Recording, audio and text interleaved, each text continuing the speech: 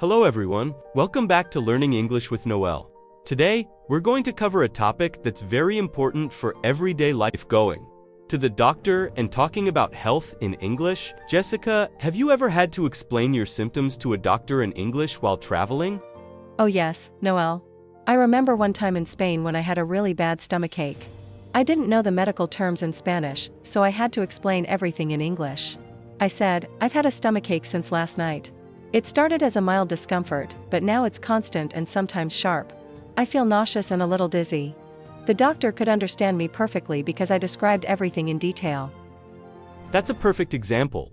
So, when you visit a doctor, it's not just about saying, "I'm sick." You need to describe your symptoms, timing, and severity. For example, you can say, "The headache started yesterday morning. It's a dull pain at first, but gets worse in the evening. I also feel a little lightheaded and tired." This helps the doctor understand your condition much better. Exactly. And sometimes, doctors ask questions that may sound confusing if you're not prepared. For example, they might ask, "Do you have any underlying medical conditions?" or "Are you taking any medication regularly?" It's good to know how to answer these in English. "Yes, I have mild asthma, and I use an inhaler occasionally." Yes, and receptionists may ask practical questions too, like, "Do you have an appointment?" or "Are you a walk-in patient?" or "Do you have your insurance card with you?" You could answer, "I don't have an appointment. I was hoping to see the doctor today, if there's availability. Yes, here's my insurance card." And giving details about your symptoms right at the start is important.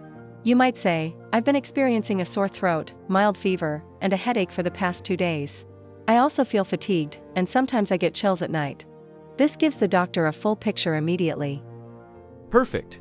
Also, you can explain what makes the symptoms worse or better. "The headache gets worse when I look at a bright screen, and the sore throat hurts more in the morning." This kind of detail really helps. Jessica, let's dive deeper into describing symptoms. Many learners just say one word, like headache or fever, but it's important to give more context. Yes. For example, instead of just saying, "I have a headache," you can say, "I've had a headache since yesterday morning. It started as a dull, constant pressure behind my eyes, and it has now turned into a sharp pain that sometimes spreads to my temples.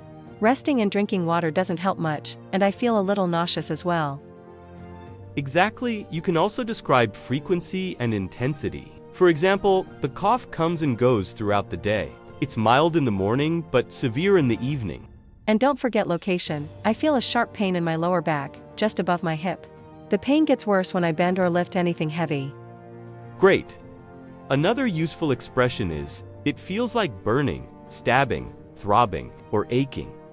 These words give doctors a better idea of the kind of pain you are experiencing. Yes, and you can also describe other sensations, like, "I feel dizzy and lightheaded when I stand up too quickly," or "My stomach feels bloated and uncomfortable after meals." And it's helpful to mention any triggers or relieving factors. "The pain gets worse in the evening," or "It improves when I rest or take a warm bath."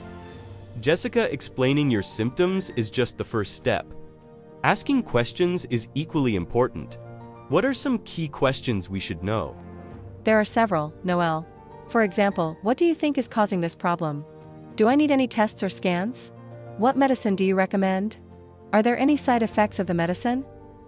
Yes, and you can also ask about treatment options. Are there any alternative treatments? Or should I follow a specific diet or avoid certain foods? Exactly. Sometimes you may not understand medical terms. It's okay to ask, "Could you explain that in simpler words?" or "Can you show me how to take the medicine properly?" And asking about recovery time is important. How long will it take to feel better? Or will I need rest, or can I continue my daily activities? Yes, these questions not only give you clarity but also help you plan your schedule while recovering. Jessica, after visiting the doctor, many people need to go to a pharmacy. How do you ask for medicine in English? You can start with, "Hello, I have a prescription from my doctor. Can you fill it for me, please?" or "I need medicine for a headache and a sore throat." Pharmacists may ask, "How old is the patient?" or "Do you have any allergies to medication?" You should be ready to answer, "The patient is 30 years old and has no known allergies." And it's important to ask how to take the medicine. "How many times a day should I take this?" or "Should I take it with food or on an empty stomach?" Yes, And if you're unsure about dosage, you can ask, is it safe to take this with other medicines I'm using? Exactly. Proper communication at the pharmacy ensures you take the medicine safely and effectively. Exactly, proper communication at the pharmacy ensures you take the medicine safely and effectively. Sure. For example, if someone has a stomachache, instead of just saying, my stomach hurts, you can explain, I have a stomachache that started after dinner last night. It feels like cramping across the lower abdomen, and sometimes it's sharp. I also feel nauseous and a bit bloated. And for a fever, you could say, I've had a temperature of 38.5 degrees Celsius for the last 2 days. I feel very weak and tired, and I have chills at night. That gives the doctor much more information than just saying I have a fever. Exactly. And minor injuries need details too. For example, I fell yesterday and twisted my ankle. It's swollen, and it hurts when I put weight on it. The pain is sharp when I move my foot, but it's a dull ache otherwise. For allergies, it's important to be specific. I'm allergic to peanuts. I get hives and swelling if I eat them. Sometimes my throat feels tight too. That way, the doctor can understand the severity and give proper advice. And in emergency situations, phrases like, call an ambulance, or, I need urgent medical attention, can save time. You can also say, my friend collapsed and is unconscious. Please help. Yes, and explaining what happened clearly is key. He fell while running, hit his head, and is bleeding from a cut above his eye. Jessica, let's talk about chronic illnesses like diabetes, high blood pressure, or asthma.